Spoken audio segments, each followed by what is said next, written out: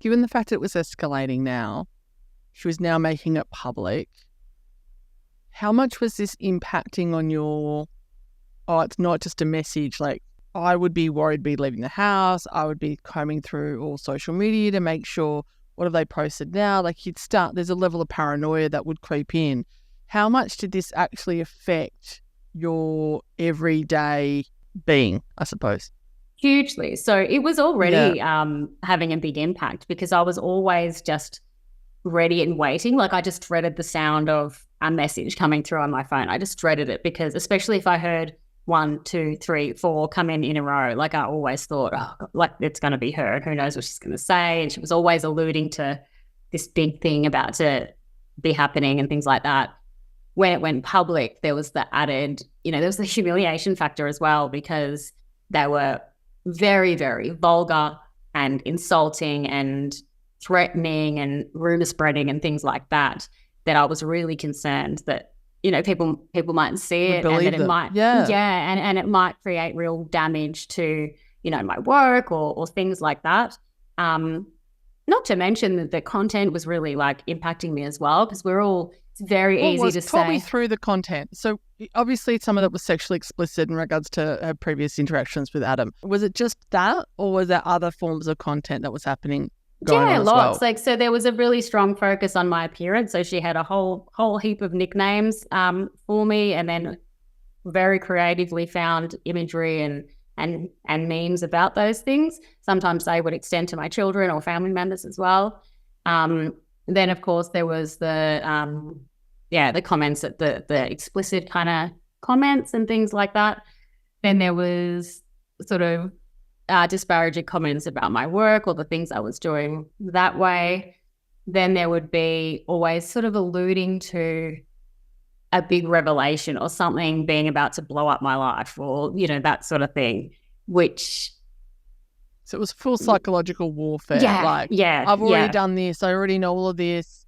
This is, I've already put this out there. So you're kind of thinking, like, what else could drop? What else is she going to blow up in my life that's going to cause, right? That's right. And then sometimes it was also just plain weird. Like if I posted something for work, she'd post almost a replica of that or sort of like copycat things with, my interests or things like that, if that makes sense. Like I'm a big reader and I used to post about books all the time, for example, and then all of a sudden she copied my bio and used the same thing. And, so it was a combination of things that was just really disconcerting and strange as well as it was menacing. And that strangeness made it a bit more scary because it was so odd.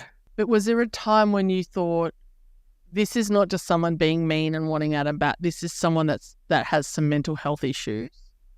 Yeah, so pretty much most of that second stage that I talk about, because in that first stage, even though I've never encountered anything like that, it seemed really clear what she was trying to do. She was trying to break us up because she wanted to, that's what it seemed like she was trying to do. But in that sort of last 12, 18 months, like Adam and I, we got married and things like that, it just didn't seem like that was the goal anymore. The goal seemed purely just to terrorize me. To what end I couldn't figure out and for how long I couldn't figure out. And that's what made it so really disturbing, I think, because I just could not figure out what the end goal of all of this was. So therefore I couldn't see an end to it. What were the conversations that you and Adam were having? Were you discussing potentially breaking up to end it? Was it that bad? Yeah, it's funny because sort of in those early months, if I had have at that early stage predicted how bad it was going to get, I probably would have thought about that because I have got children and I just met this guy, it's not worth the hassle. That's right. Yeah, exactly. But at that time, I really just thought I hadn't dated since I was a teenager. I'd been with my husband since I was 18. So now I'm 37 and I'm dating people with exes. And You're getting your freak on. I'm like, maybe this is what, maybe I've just got to get used to this stuff. Like, I don't know how the dating world works. Maybe just people messaging you abuse is like that's what happens. So let's just ignore it. Like, let's just ignore it and it'll go away. And I'm not going to let some random person, you know, dictate my life. So I was quite determined. But by the time it got really sort of scary, as well as like not just bothersome, and, you know, it was really emotional and difficult. You know, it put a heavy weight on something that should have been really a really special time for me and the whole family. So it was really destructive personally. But in those later years, it was pretty scary as well. But by that point, you know, we were pretty much an established family, and it was just something we were dealing with together. So at the early stages, you mentioned that there was talk of Adam maybe having a conversation with her to tell her to basically back off, I'm assuming. Did that ever happen? No. So I was pretty determined back then that I didn't want him to contact her at all. To me, it seemed like that's what she wanted. Yeah, that's what it seemed to me.